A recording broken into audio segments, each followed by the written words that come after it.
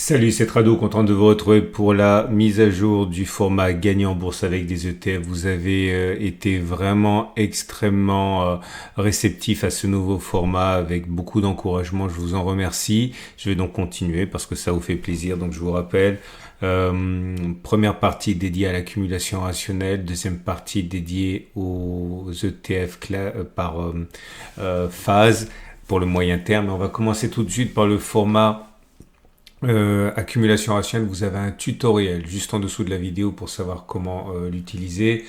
On va commencer par cet ETF monde, 24 pays, 23 pays développés. On n'est pas en zone d'accumulation rationnelle. Zone d'accumulation rationnelle, retour sur les 500 474 euros.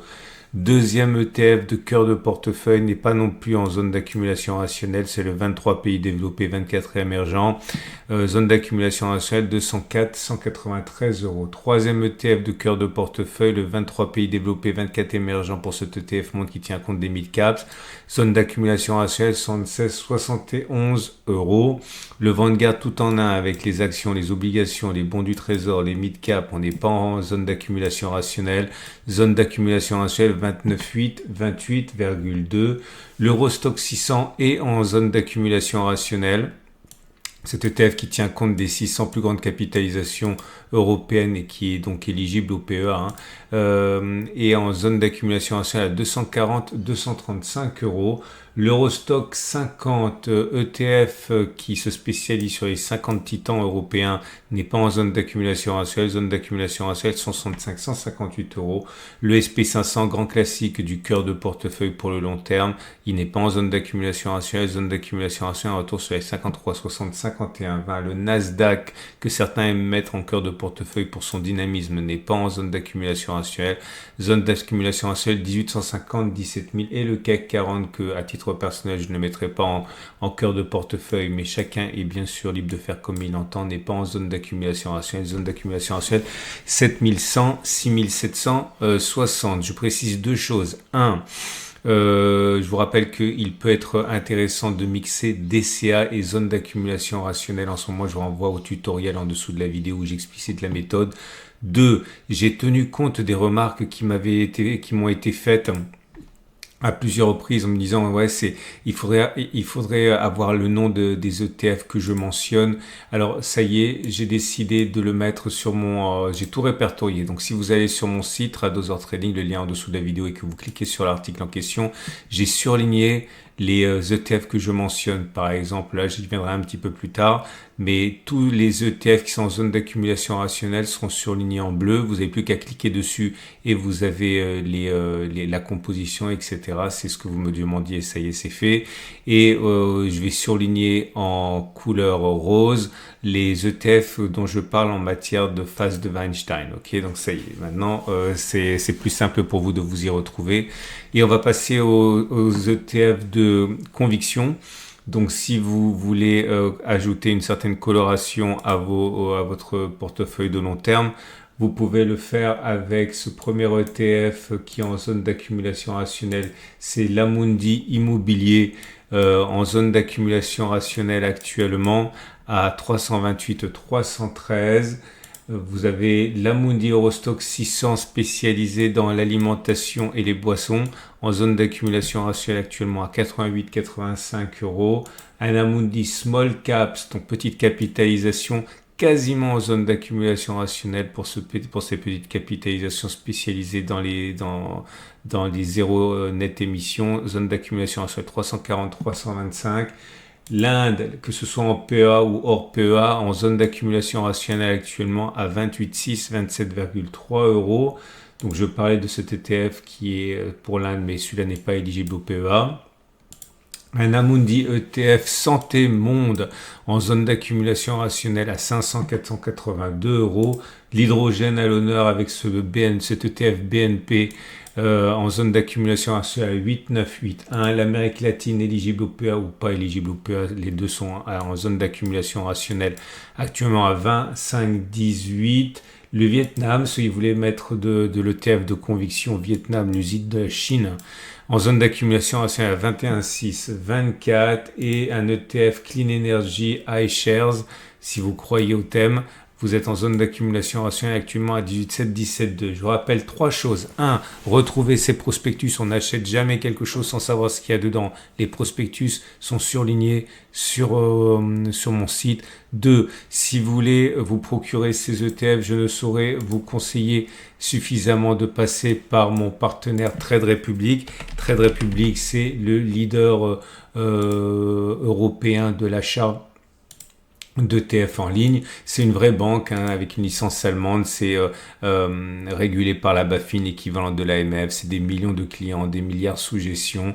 N'hésitez pas, vous avez la possibilité d'en savoir davantage. Vous avez également la rémunération de 3,25% sur vos liquides. Et c'est génial ça, parce que en attendant les zones d'accumulation rationnelle, vous êtes rémunéré. Vous n'avez pas besoin de jongler entre différentes banques. C'est l'horreur en termes de réactivité. Vous avez le save back. On vous rend de l'argent si vous dépensez, etc. Bon, vous connaissez. N'hésitez pas. Vous avez un lien en dessous de la vidéo. C'est un sponsor. Alors, je gagne pas de l'argent quand vous ouvrez un compte, mais c'est un sponsor. Donc, forcément, si vous cliquez sur le lien, c'est bon pour moi. Et ensuite, vous n'avez plus besoin du code parrainage. Si vous utilisez le lien que je vous mets en dessous de la vidéo, même sans le lien parrainage qui ne sert plus à rien, maintenant le code parrainage, vous cliquez, vous allez avoir les avantages qui vont tomber du fait que vous avez utilisé ce lien.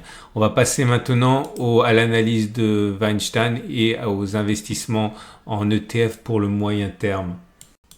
Et on va passer à présent au deuxième format, celui de l'investissement en ETF pour le moyen terme, format complètement différent, à l'horizon de temps différent, aux signaux d'entrée différents, avec éventuellement un signal de sortie, contrairement au format précédent où on ne pense pas à la sortie.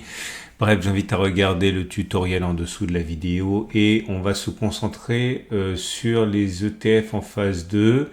Vous retrouverez les prospectus sur mon site, je l'ai dit tout à l'heure, ils sont surlignés en rose. La Chine est en rentrée en phase 2.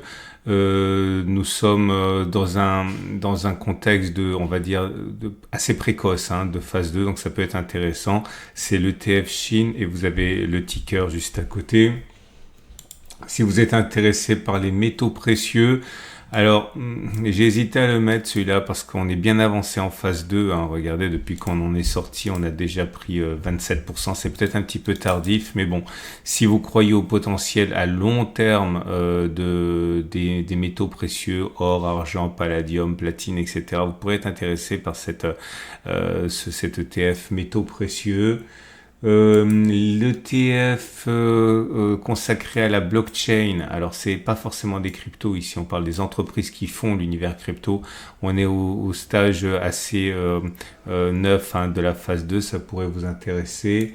Le Russell 2000, donc les petites capitalisations américaines, celui-là est sorti de phase 2 et est re-rentré en phase 2. Alors c'est intéressant parce que vous voyez ici, il y a tout le débat que vous pouvez vous poser en tant que tel sur le signal de sortie. Dans le tutoriel que j'ai mentionné, je vous donne les différentes façons de sortir. Mais là, vous voyez, il fallait faire preuve de patience. Si on était sorti directement, on ne serait pas sur cet ETF là, puisque on a pu perdre si on avait acheté ici, par exemple, entre-temps, on a perdu 9%. Par rapport à ici, on a perdu 14%. Vous savez que moi, mon stop de protection préféré, c'est un stop à moins 20%. Encore une fois, pour la 4e fois, j'en parle dans le tutoriel, mais ça permettait de rester dans cet ETF lors de sa sortie en phase 2. Vous avez cet ETF économie disruptive, très précoce, non pas très précoce, assez précoce dans sa phase 2. Là aussi, vous voyez, on a connu une baisse de 13% avant de revenir sur les plus hauts et c'est plutôt une marque de solidité. L'immobilier européen à mettre en PEA avec cet ETF qui vient de sortir de sa phase 1, on est en phase 2. Serez-vous intéressé par cet ETF obligation internationale? Alors, j'ai mis la moyenne mobile à 30 semaines pour le coup. La semaine dernière, j'ai mis la moyenne mobile à 40 semaines. Moyenne mobile à 30 semaines. Donc ETF spécialisé dans les obligations indexées sur l'inflation. On est en phase lancinante de sortie de phase 1 et en phase 2. Donc la Chine, c'est un autre ETF, celui-là qui pourrait vous intéresser, spécialisé sur de l'ESG. en phase explosive de sortie de la phase 1. On est en phase 2 avec un repli quand même assez significatif depuis 2 semaines. Un iShares consacré aux petites caps mondiales en phase 2 depuis à peu près avril. Les forêts, si vous êtes intéressé par le bois de forêt, la sylviculture, le bois de construction, etc., on est rentré en phase 2 il y a assez longtemps et depuis on végète un petit peu, c'est vrai. À mettre en PEA éventuellement, cette ETF économie émergente, on a un retracement, du coup ça pourrait peut-être vous intéresser. Phase 2, c'est vrai pour ceux qui sont éligibles au PEA, mais tous ceux qui sont axés sur le même sous-jacent sont en phase 2. Hein. Le fait qu'on soit en PEA ne change rien. Celui-là, c'est spécialisé encore davantage dans l'Asie émergente. Vous avez cet ETF assez intéressant qui est consacré aux matières premières hors agriculture. Alors, je vous en parle parce que on n'est pas vraiment en phase 2, ou du moins on est dans les cas les plus compliqués. Vous savez, des fois c'est compliqué de déterminer les phases. J'aurais dit qu'on est rentré en phase 2 ici. Bon, ça ne nous a pas empêché de sombrer derrière. Autrement dit, ceux qui avaient un stop de protection sur la moyenne mobile à 50 jours sont sortis. Si vous aviez un stop à moins 20%, vous êtes toujours dans la course. Hein. Vous voyez, on est descendu jusqu'à moins 17%, mais là maintenant, on n'en est plus qu'à moins 7%. Hein. Donc j'en parle parce que c'est des cas particuliers assez intéressants pour juger en fait de votre stop de protection, parce qu'il n'y a pas une seule solution. Il y a des solutions concurrentes pour sortir. Le TF Amundi... Millennials. Alors celui-là je l'ai mis parce que c'est la même chose. Hein. Je voulais que vous montriez que parfois on sort et puis on baisse. Si vous avez mis le stop de protection sous la moyenne mobile à 30 semaines, vous étiez sorti. Si vous avez mis le stop de protection à la sortie sous la moyenne mobile à 50 jours, vous étiez sorti. Si vous mettez le stop de protection à moins 20%, vous étiez encore dedans. On arrive à la fin. L'or, les producteurs d'or, donc les mines.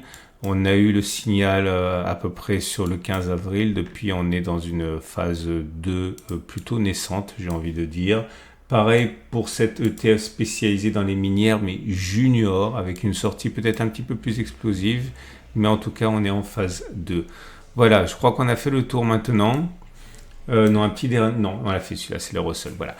J'espère que cela vous plaît, j'espère que cela vous aide. Je vous rappelle 3 choses. 1, les tutoriels pour la méthode d'accumulation rationnelle pour la retraite et pour la méthode de spéculation à moyen terme en dessous de la vidéo, et sur mon site les ETF avec le prospectus, et bien sûr Trade Republic pour passer à l'action. Excellente journée, pensez à vous abonner, la mise à jour c'est tous les samedis, et un petit like ça me fait plaisir et ça donne de la visibilité à mon travail, ce qui est hautement apprécié par votre serviteur. À samedi pour la mise à jour.